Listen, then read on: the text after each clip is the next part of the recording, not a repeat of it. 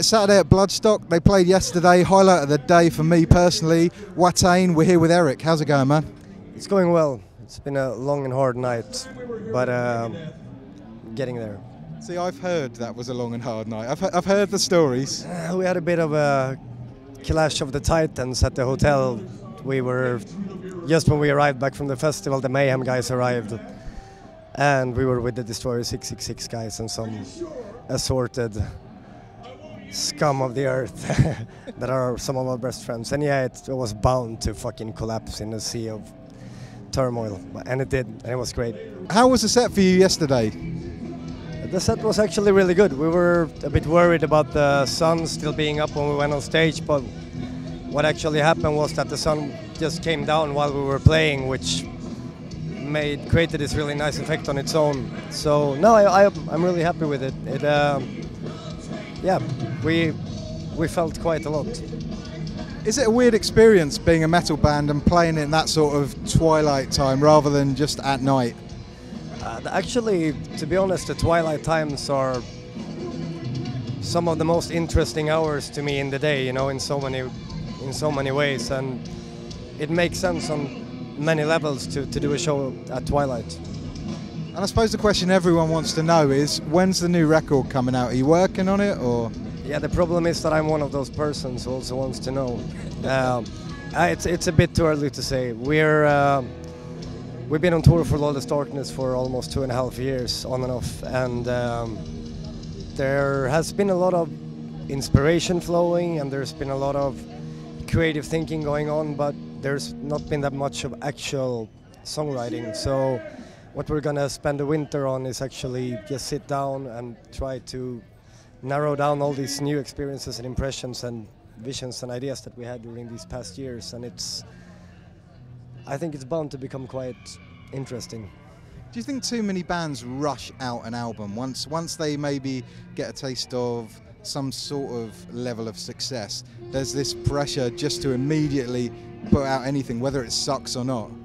I think it's a much more common thing nowadays than it was before. Yeah, I have nothing against rushing together an album as long as every note on it is still heartfelt and real, you know. I mean, it happened with a lot of classic albums. Some of them were done in a very short period of time, but I don't know, I think to me the key has always been you have to be able to look yourself in the mirror and say that everything that I did on this album was actually, you know, came from within me, and it was done with passion. If it's not, no matter if it takes a year to do or a week, you know, it still doesn't mean to me. I'd imagine that's quite a lot of personal pressure to put on yourself as a musician, though. Is that the way you've always done it?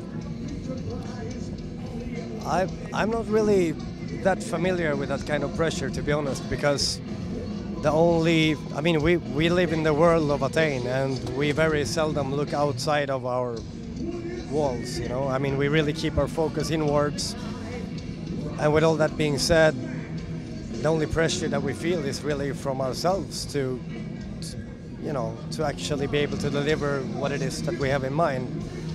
And well, that alone, of course, is a pressure in itself, but it's never that kind of pressure from the outside. It's never really concerned me, to be honest. You know? You're also spending your time with Iron Fist. What's Iron Fist all about? Oh, Iron Fist is this,